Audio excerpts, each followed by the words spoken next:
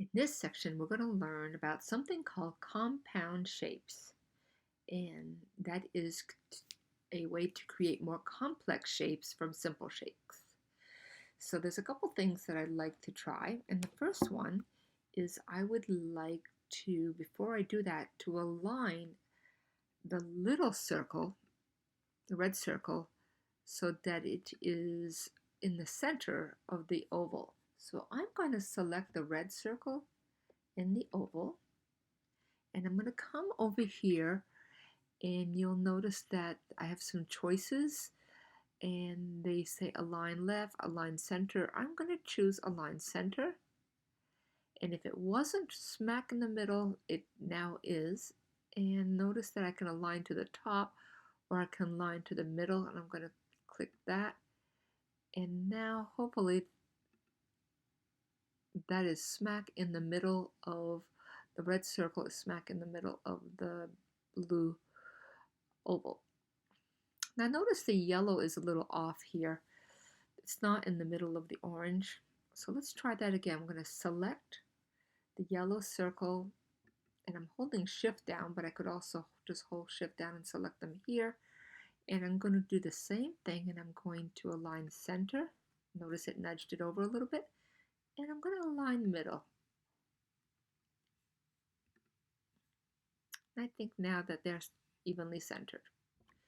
So what we want to do is create a complex shape that subtracts the middle out of the outer circle.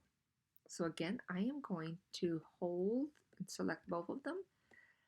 And I could do that in the layer bar or on the screen. And I'm going to find the compound shape tool, which looks like two different gray squares. And I'm going to choose subtract. Notice on the left-hand side, it is now called compound shape, and the middle is gone. If I hit this drop arrow, I can see that it's still made out of these two shapes, but I now have one shape that is a ring. I might need even name that. I'm going to leave compound shape, and I'm going to put ring there to remind me that that's the ring. Now what I want to do is to bring I'm going to move the red circle off for a second. I'm going to bring this oval, I'm going to lay it on top of the ring right there. And I actually think it's a little too big, so I'm going to make it a little smaller.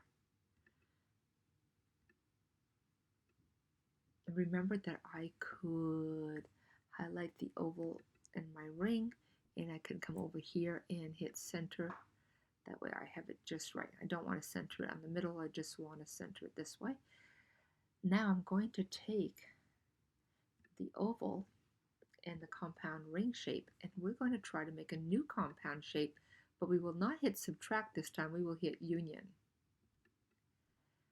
And look what happened. It actually created one shape that was a union of the oval and the round shape. Now finally, I would like to bring this little red circle inside.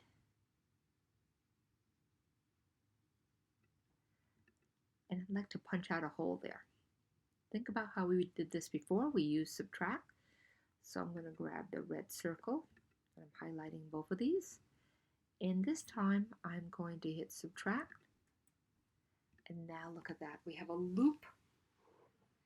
A new shape could be an earring. In this case, it's going to be an ornament, a sun catcher, but we can run a string through that. So we've just created a really cool shape, a complex shape from simple shapes.